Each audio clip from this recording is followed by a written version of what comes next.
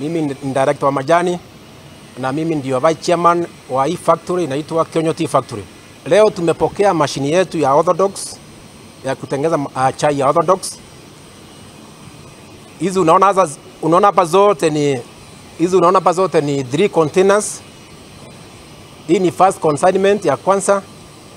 Tunangoja zingine, the second consignment hiyo ya pili, kama zingine kama 6. Hii ni game changer ya Kionyo Tea Factory. Factory ya Kionyo ndio factory ya kwanza. Ile ningesema ni kuambia wakulima wetu waendelee kuchuna majani vile wanachuna majani mzuri, na tuko na wafanyikazi wazuri wa hii kiwanda yetu wenye wanafanya kazi mzuri ya kusiaga majani vizuri. Na hii ingine imekuja ya orthodox, pia tunawahimiza tu wachune majani vizuri, na ikikuja hapa tuko na wafanyikazi wazuri wenye wanajua vile hiyo majani chai wataitengeneza ndio ikienda kwa soko tuweze kupata pesa. Mbona ile kitu inakuanga mzuri ni vile unachuna majani.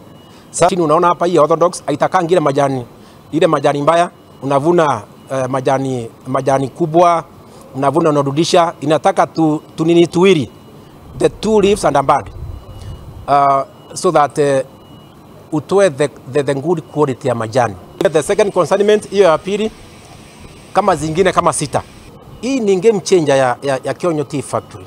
Factory ya Kionyo ndio factory ya kwanza kutoka tuchaguliwe na reforms. Factory ya Kionyo ndio ya kwanza kuleta orthodox machine. Na ningeomba sasa wakulima wetu wavune chai mzuri.